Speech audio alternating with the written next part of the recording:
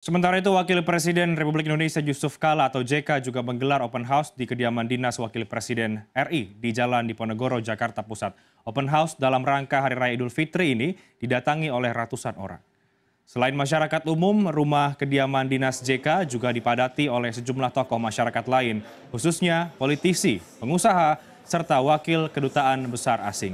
Open house JK dimulai pada pukul 17.00 waktu Indonesia Barat, sementara itu untuk sejumlah politisi sudah mendatangi rumah JK sekitar pukul 15.00 waktu Indonesia Barat. Sebelum menggelar open house, JK mendampingi open house yang digelar oleh Presiden Joko Widodo di Istana Negara, Jakarta.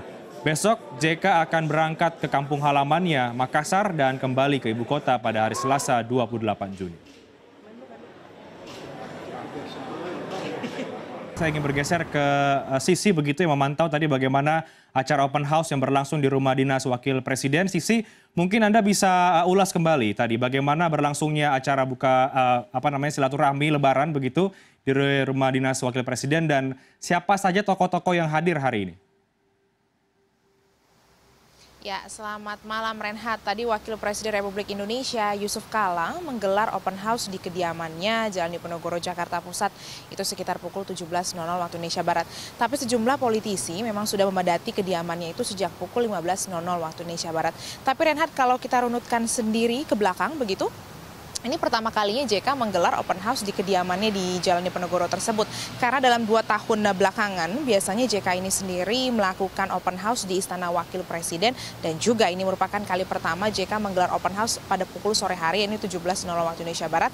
Di mana sebelumnya usai menggelar atau melaksanakan ibadah sholat id, begitu JK biasanya langsung melakukan open house. Tapi ini tidak mengherankan karena ini juga merupakan kali pertama Joko Widodo berlebaran di ibu kota, dan ini juga merupakan perdana begitu Jokowi dan JK melakukan lebaran bersama-sama di ibu kota DKI Jakarta.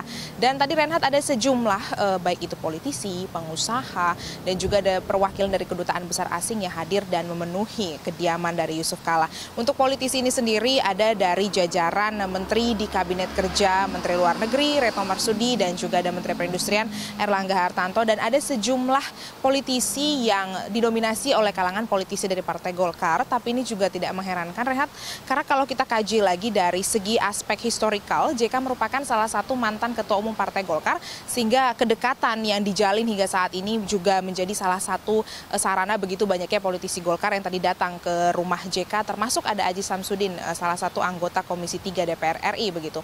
Untuk kalangan pengusaha ada Ketua Kamar Dagang Indonesia Rosan Ruslani, dan juga tadi untuk kalangan ada kedutaan besar ini terutama didominasi untuk kalangan dari kedutaan besar Jepang dan juga Finlandia. Dan bagi JK itu sendiri, open house ataupun silaturahmi ini menjadi salah satu cara untuk mempersatukan, mempererat silaturahmi baik itu kepada bawahan ataupun kepada rekan sejawat.